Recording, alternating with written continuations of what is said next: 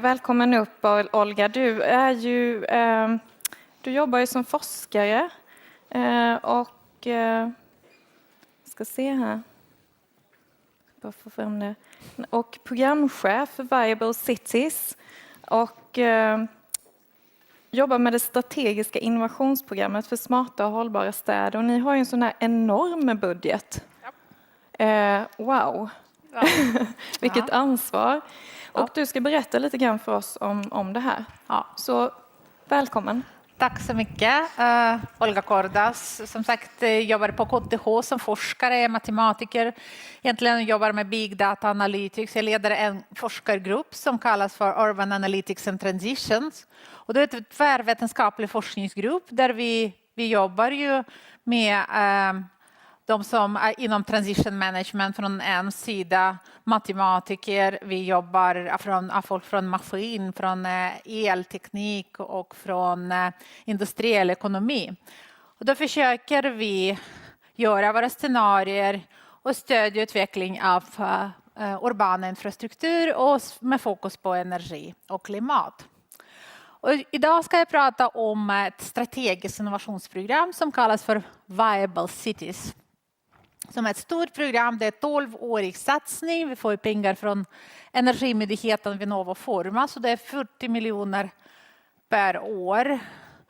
Programmet har börjat nu och det blir 12 år till.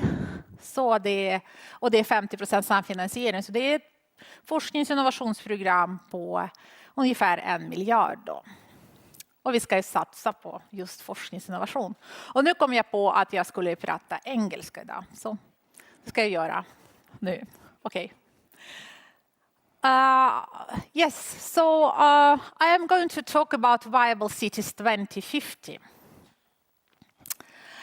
And then to start with, I would like to talk about Viable Cities 2050. What are those viable cities? We are talking about smart, sustainable cities, attractive cities, digital cities, and so on.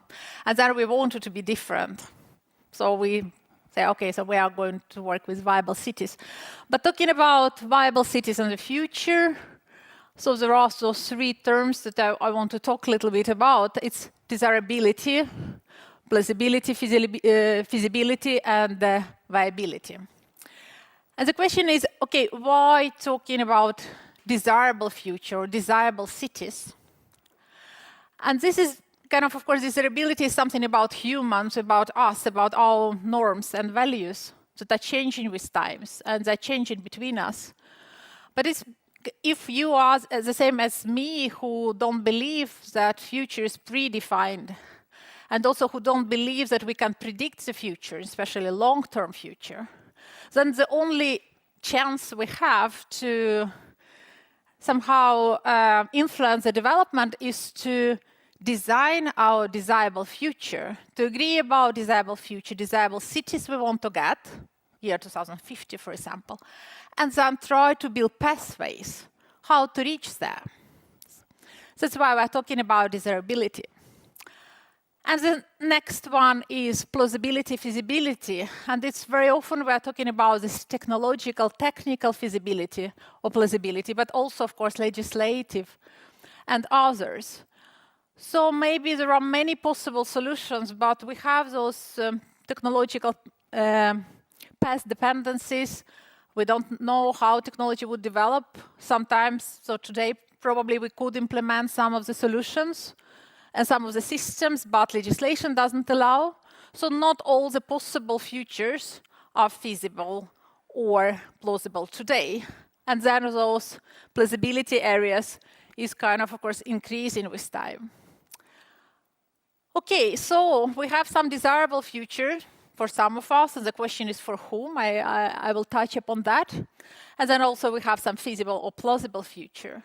And then somewhere here, we can plan for what we want to have. And then we are coming to the concept of viability or long-term sustainability. And then it's, okay, so we can have the desirable future, which is possible, but probably it's not viable or not sustainable in long term. And it's because of the economical, natural, environmental, and other types of restrictions. So through this desirable and plausible future, we also need to choose some kind of viable future, the future that would provide us the long-term sustainability. Okay, I want to give you a little bit of example of desirable, kind of all the feelings that, okay, desirable future or desirable cities for us could be very different. So desirable future for me could differ from desirable future for you. And then our values and norms, they influence very much by our culture, history, us as people, as humans. I did experiments. I had a project with students from many different countries and nations. So from China, Malaysia, Gulf countries, former Soviet Union. I'm coming from Ukraine myself. From Africa, and so on.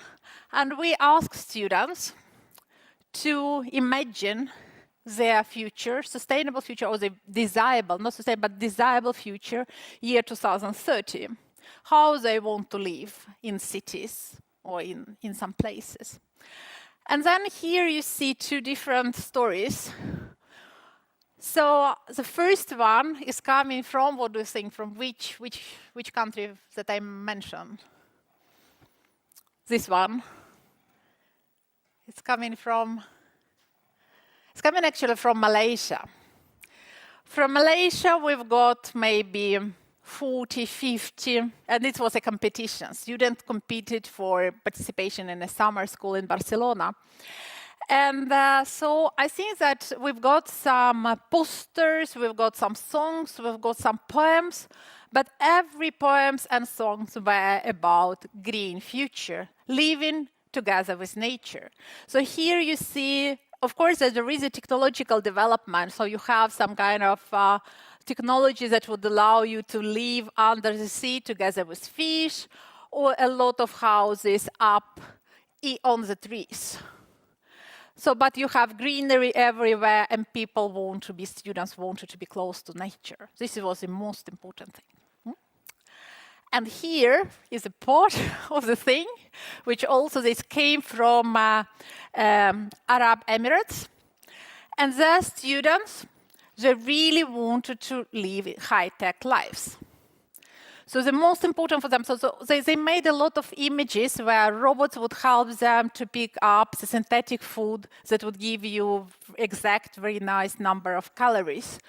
Or that here that you have like smart attendance taking, or like you have a lot of smart things, but you live very kind of sustainable as well. So you have renewable energy, you don't produce waste, and so on.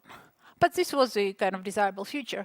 So when we ask questions, okay, how the viable cities of the future would look like, or these desirable, attractive cities, I mean, there is no answer, and I don't believe it will be the same for everybody. They would be different. And it's kind of, though we see a lot of globalization and cities they look like, kind of start to look like very similar, still I think there is a hope that we will have different desirable cities and different desirable futures, depending on what we prefer and we want to have. Okay, the second question was about the plausibility. And we have very often questions, okay, so now, Olga, so we are doing kind of some scenarios or some visions and desirable visions for year 2050. Is it really clever to do because there are so much complexity, uncertainty? Is it useful at all or not? Can you imagine future? Can you be inspired from this intellectual exercise of imagining future or not? So I'll give you one example. Probably you've heard about that, but it's kind of like it. So in Boston, it was a newspaper, which goes Boston Globe. And on December 24th, 1900, they made a paper wrote by Thomas Anderson, and it was about Boston at the end of the 20th century. So they wanted to imagine their city in 100 years. So sometimes we say, oh, but I mean, this exercise of imagining our countries, like our cities in 30 years is already too long. But so they say, okay, how our desirable future or our future of Boston would look like in 100 years. And then when you're talking about desirability, you always talk about kind of something that, I mean, your needs or functions that you need to have, something that you miss now, but some problems that you have now, but some technologies or some social technical systems that would help you to solve this problem. So they started with 3 problem areas or challenges that they would focus a lot on. Could you guess what were those 3 challenges? Some suggestions. What are the 3 challenges in Boston that they saw year 1900? What could it be? What? Transportation. Sorry? Okay. More? Sir? Housing. Okay, more? Poverty. Okay. So, surprise, surprise. So, they saw kind of very normal challenges 100 years ago or more. So, they saw that, okay, we see already and we predicted we will have increase in population. So, we need to meet this challenge. Okay, we need the development because of poverty and attractiveness, we need to develop our commerce. And then we need to improve transportation facilities. So, that was rather kind of common. Okay, then they really predicted many things that would happen in Boston. And some that I really liked is the first one is that they would have, every Boston house will have its own electropneumatic switchboard. A little bit when I'm looking in Norra Djurgårdsstad and the Royal Seaport in the city of Stockholm, that's what they are doing. They are testing the kind of pneumatic or whatever board that will get all the information about us. Okay, so, but then also they wanted to have the vacuum type of pipes, so they don't need to have a kind of logistic problems over the ground. So they would have pipes, so they would get all the letters, lunches, laundry, food from department store, so they can get in their houses through this vacuum piping system. So probably we are working, like we have some technological solutions for that already. I mean, testing, okay? So they also wanted to have wireless telegraph communication with all parts, so connecting us with all parts of the world. So, and then they wanted to have it kind of more than 100 years ago. And then they would have the district, so central system for heating and cooling. They would have a cold water and warm water supply. And then also they have this telephone connection with church and theater and other spaces. So that was idea. Another one, they wanted to have good transportation and everyone will own an auto something or other. And if you've been to Boston, yeah, so probably they reached this one. Okay, and the last one here on this picture is that walking will be easy in the year 2000. And this is because you will have a kind of escalators on the street. Yeah. So, but then they didn't discuss only the actually technology, but also hobbies. So they told that baseball will be the favorite sport still. But then the improvement will be that they can play not only during the days, but also during the nights, because it will be the new system for lighting. So the dark period of the day would cease to exist if they don't want to. And they've been thinking about the quality of air and noise. And then they would say, they told that the quality of air will be improved because they will change the fuel and the construction of the power plant. So it was rather ambitious for 100 years. You can imagine how they lived there. And so this was not a bad guess. And then the author, the Anderson, he was probably critical to just like one sphere of this prognosis of foresighting. And then, yes, so he was happy about all those other prognoses and people he was talking to, but with one he was very unhappy. And who would be this expert, you believe? From which area? Where Anderson believes that the prognosis didn't make any sense. Do you have any ideas? No. It's about weather. So they could predict whatever, but the weather, how the weather year 2000 would look like, they could not say. What he wrote that in the same paper that he, local forecast official, really did make serious effort to help the globe out in this important matter.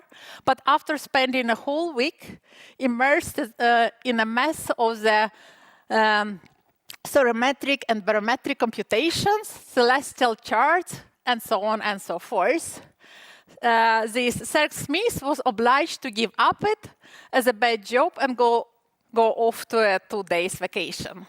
So the only thing that the prognosis would not work was the weather forecast. So if we don't want to have a weather forecast for like next 50 years, so we have much better models. So all other things probably is good to do to get inspired. Okay, so the third concept, the concept of viable cities. So viability as a concept is inspired very much from the biology and medicine. And then we're talking about viable cities, we're talking about, in Swedish, we translate that as livskraftiga städer. So we are thinking about capability for living, growing, and developing especially of different organisms, especially under particular environmental conditions. So it's strong sustainability conditions which define viability. And okay, so if we are talking about those viable cities, or the livskraftiga städer for the future, so what can we do as a program? We are actually a member organization, so the KTH is a host. We have approximately 50 actors from public authorities, from universities, research institutes, from industries, and from civil society. In our board, we have 4 cities, the city of Stockholm, Umeå, Gothenburg, and Malmö. We have companies, Ericsson, Scania, and Fortum, and then we have KTH, Lunds universitet, and RISE. And then we have Allan Larsson, who is a chair for electricity in Hammarby Höstad, who is a chair for the steering board. So in everything that we are doing, we believe that collaboration is important in order to both envision the future cities, to make priority what we should invest in as a research and the innovation, and into the implementation. So collaboration across different disciplines and across different sectors is very crucial. Okay, but if we're coming back a little bit about like these desirable or viable cities, we ask our members to list, what would they mean by that? And we see that there are a lot of concepts that should be taken into consideration. Some of them, as the first one, attractive and livable cities. They depend a lot on those norms and values and could be really different for different people. Then climate neutrality and climate adapted cities were mentioned. The responsive cities in terms of adaptivity and learning. Integrative and collaborative cities. So this is very important, the social sustainability. Resource-saving cities, eco-friendly cities is from green perspective. And then, of course, resilient cities, which can develop and provide these services and high quality of life and functions, necessary functions, even under different shocks and changes. And then also responsible city, which is really interesting because now many cities, not all cities, but most of the cities, they are only looking for their impact, environmental or climate impact, only inside their boundaries. So if a city doesn't have any production plan inside the city, if you don't produce your own food, if you don't do a lot of activities in the cities, then you are very good because you don't have a high climate impact.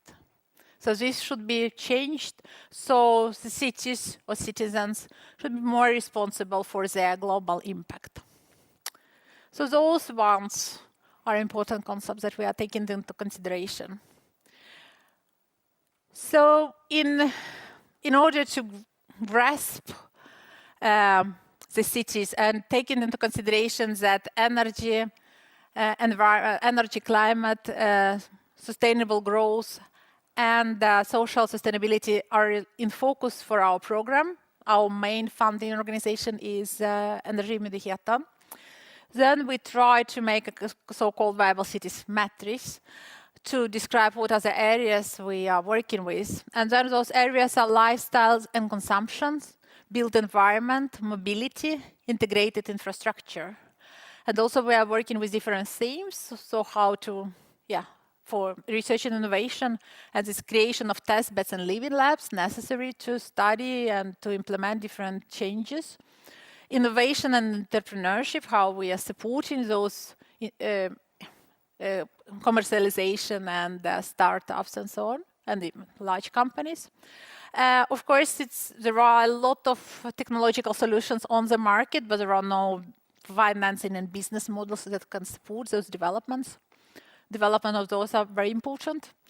Governance, new governance modes, and we are looking at and see the trends that municipalities, it's not only municipality who's important actor for governing the city, but also many citizens organizations and many new actors constellation that are playing important role for sustainable urban development.